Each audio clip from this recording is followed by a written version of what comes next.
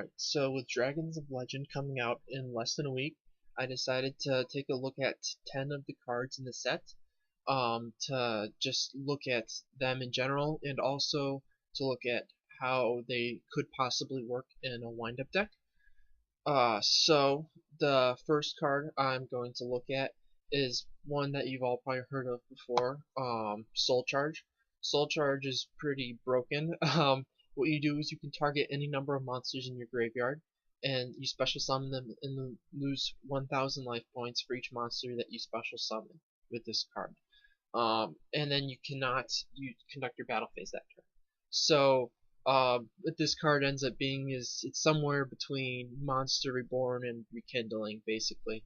You usually don't want to use it exactly like Rekindling because bringing back 5 monsters and losing 5,000 life points is usually not the best play. Usually you want to bring back like 2 or so. In windups, you can bring back just 1 rat and then make a free Exceed, so you can just use it as a Monster Reborn basically in the deck to bring out like an Alucard, just pop a back row. You can also pay 2,000 life points to bring back like a Magician and Rat, and then you can use Rat's effect to special summon another monster, and then use Magician's effect to special summon another monster, and you get 2 Exceeds for 2,000 life points. So it's a very good card in windups. Lots of combo potential. It's also nice because late game you can run out of monsters in your deck, and then you don't have any plays. This has happened to me before in a few of my longer games when I play more stun-oriented decks like Gravekeepers, or even just a straight-up stun deck. So this can be a good late game play when you run out of monsters in your deck. I'm currently playing 2 Soul Charge in my testing, and it's been going well. I think I'm going to keep playing it at that number.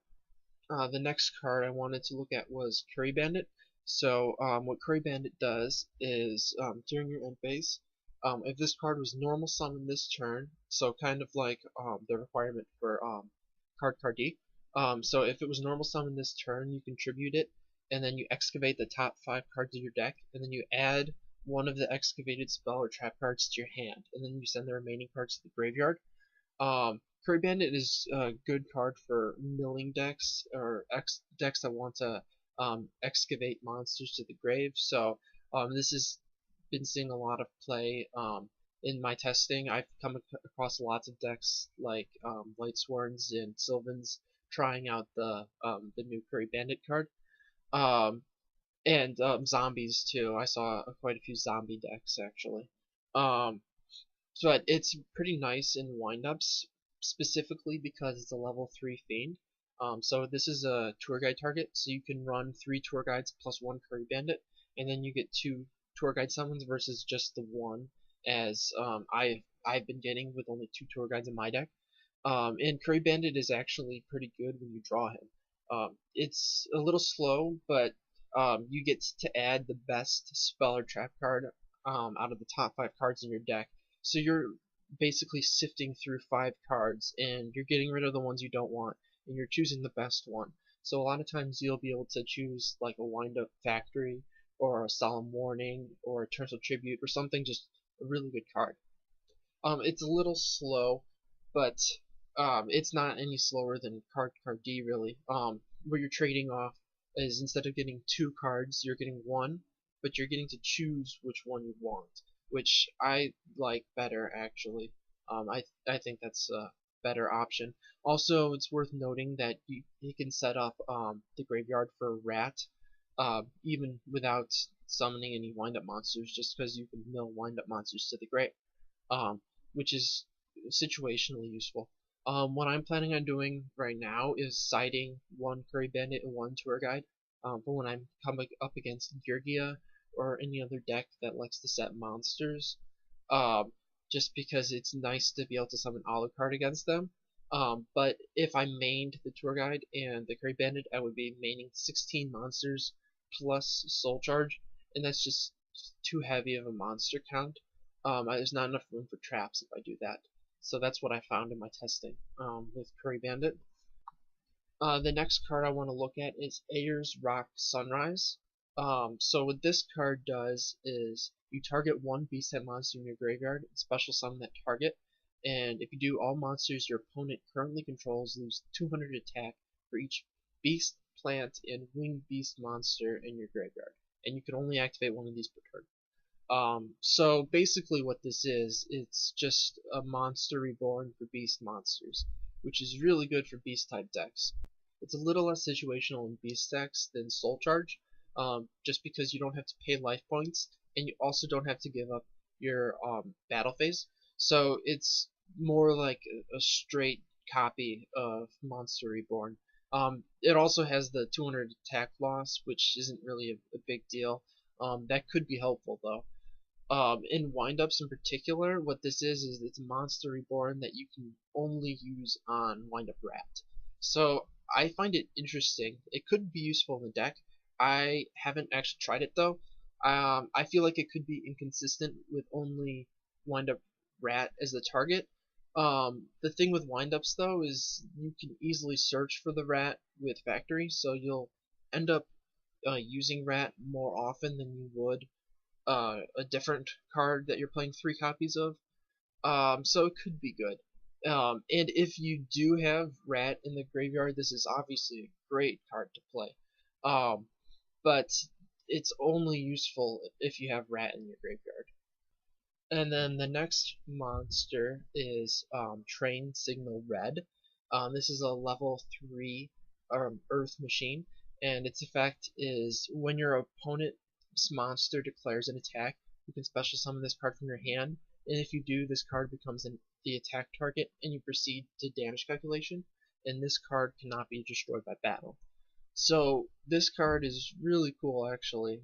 It's basically a combination of Spirit Reaper and Hand Trap. So it's doesn't have the downside that destroys itself when it's targeted like Spirit Reaper does, but it doesn't have the benefit of being able to discard a card from your opponent's hand. The benefit that Red does have though is you can special summon this from your hand, which is pretty sweet. Uh, it's a pretty cool monster. The level 3 is nice, especially for windups. Level 3 is a good level to have in the deck. This is definitely something you could consider as a hand trap and a stall card. It's a pretty cool card with a pretty unique effect. I don't think anything has had an effect quite like that before. And then the next monster is an Exceed monster, number 73, Abyss Splash. This is a rank 5 monster, and you can actually summon this with 2 sharks, because it requires 2 level 5 water monsters, and shark happens to be water type. And so what its effect is, once per turn, during either player's turn, you can detach 1 Exceed material from this card, and double this card's attack until your opponent's end phase. Any battle damage your opponent takes from attacks involving this card is halved. So basically, it's not as good at OTKs as like Shark Fortress because it only inflicts half damage, but it has 4,800 attack, which is actually really high. This is something that the windups could use to actually get over an obelisk, which otherwise they wouldn't be able to attack over at all. 4,800 is very useful. It could come in handy a lot, but honestly, I just don't see the space for this in the deck. There's more useful cards to run. If your locals has lots of obelisk decks, I would definitely consider this. Or if there's any other decks that you play against a lot where you need a monster with 4,800 attack, this would be something to consider. The next card that I'm looking at is Black Sonic. This is a Blackwing support card, so it's not useful for windups, but it's one of the better cards in the set. So I decided to bring it up anyways. So its effect is when an opponent's monster declares an attack on a Blackwing monster you control, banish all face-up attack position monsters your opponent controls. If you control exactly 3 Blackwing monsters and no other monsters, you can activate this card from your hand. So first of all, I don't think the hand effect is terribly useful. That's very situational. It'll come up very very rarely. Um, the normal effect though, where you activate it from the field, is pretty good. It's basically Mirror Force plus Dimensional Prison. You get all the benefits of both and neither of the downsides. It doesn't destroy and it doesn't target. Uh, so this is a great card in Blackwing decks. The problem I feel with this card is it's another good spell or trap card, which Blackwings already have a lot of. The problem with Blackwings is they don't have any good monsters. Shura is a good monster, and Gale is a good monster, and that's pretty much it. Kalut's a good hand trap, but that's another trap pretty much. It's just a searchable trap. Um, so they don't have good enough monsters basically. So this is a good card in the Blackwing deck, and it'll probably help the deck, but it's not enough to make Blackwings relevant. The next card is another card that's not really relevant to wind-up decks, but it's another one of the cards that's one of the better cards in the set. So this one is Mathematician, and Mathematician is a level 3 spellcaster. He's got 1500 attack, and when he's normal summoned, you can send one level 4 or lower monster from your deck to your graveyard, and when this card is destroyed by battle and sent to the grave, you can draw one. So this is basically like a souped up Armageddon Knight, where it works as a floater as well as being able to toolbox your deck. So this is pretty useful in any deck that needs to send specific monsters to the graveyard. Um, this is pretty good in Lightsworn. You can send wolves, or after they come out, you can send Felices to the grave to special summon them. So if the monsters that you want to send to the grave by Foolish Burial or Armageddon Knight are lower than level 4, and you also don't care about Armageddon being level 4 and dark, then you can consider Mathematician instead, because he has the added benefit of being a floater. Some decks still would want Armageddon Knight just because he is a level 4 dark monster. So there is that. The next cards that I'm looking at are two monsters that are also some of the best cards in the set. These are arguably the best monsters in the set.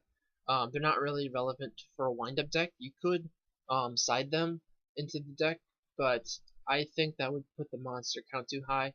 I don't like running much more than 14 or 15 monsters. So you'd have to run at least 4 of these, and probably 5 or 6. So these cards are Fire Hand and Ice Hand. So Fire Hand is when this card in your possession is destroyed by your opponent's card, either by battle or card effect, and sent to the graveyard, you can target one monster they control. Destroy that target. Then you can special summon one Ice Hand from your deck. And Ice Hand has the same effect, except for it special summons Fire Hand, and it destroys spell and trap cards instead of monsters. So what these are basically are they're floaters that destroy at the same time. So you could potentially take out your opponent's entire field with just by summoning one of them and crashing it into your opponent's monster. In practice, it's not quite as ridiculous, just because it's easy to work around them. So there's lots of points where you can screw up their effect. So at the very start of it, their effect, it's when this card is destroyed, you can do something. So you can make it miss the timing. If you say on the summon of Fire Hand, you activate Mystical Space Typhoon to destroy one of your opponent's trap cards, then you chain Torrential Tribute. Torrential Tribute won't be the last thing to happen. Destroying one of your opponent's spell trap cards will be. So Fire Hand will miss the timing, and it won't be able to special summon from the deck. The next point where you can screw up the effect is they have to be sent to the graveyard. So you can banish it with Bottomless Trap Hole, or you can banish it with Dimensional Fissure, and then it won't get its effect. It also has to specifically be destroyed, so you can work around it by using something like Dimensional Prison. Um, Also, they have to successfully target and destroy their target in order to special summon the respective hand from the deck. So say you have a Thunder King Ryo on the field, and your opponent summons Firehand and attempts to crash Firehand into Thunder King to use Firehand's effect, and you respond with a Mirror Force, destroying their Firehand. Your opponent would then be able to target your Thunder King. You can then respond to Firehand's effect um, by chaining a compulsory evacuation device to bounce your bio back to your hand, and then because the target for Firehand is no longer on the field, it will the effect will fizzle, and it won't be able to destroy Thunder King Ryo, and then therefore it also will not be able to special summon Ice Hand from the deck. It should also be noted that if you let Thunder King destroy Firehand by battle, Firehand's effect would have activated during the damage step, and you can't activate compulsory evacuation device during the damage step in this scenario. So that's the last place where you can screw up their effect. So it's actually not too bad to work around, especially if, say, you don't have any spell or trap cards on the field, then you can destroy Ice Hand, and Ice Hand won't be able to target anything, so it won't get any effect. So they're good cards, don't get me wrong. They're definitely good floaters, but you can work around them, so they're not totally terrible. Right, and so the last card I want to look at is a generic trap that can definitely be used in wind-up decks. This card is Wiretap. So when a trap card is activated, negate the activation, and if you do, shuffle that card into the deck. So what this basically is it's a costless 7 Tools of the Bandit. You don't have to pay the 1,000 life points. And it also shuffles the card into the deck instead of destroying it, which is actually better in most cases. This can shuffle like a Breakthrough Skill or a Skill Prisoner into the deck, and both of those cards have effects in the graveyard. Also, some trap cards like Theosophy of Artifacts have effects when they're destroyed, and Wiretap doesn't destroy, so you won't get that effect of Theosophy if you negate it with Wiretap.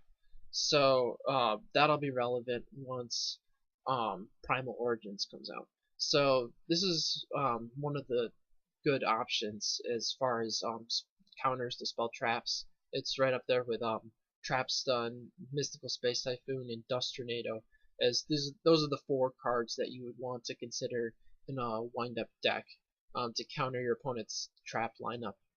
So that was 10 cards from Dragons of Legend. Some of the more interesting cards, in my opinion, in the set. Hopefully you enjoyed the video. If you did, be sure to check out some of my other stuff. I'll have links up after this.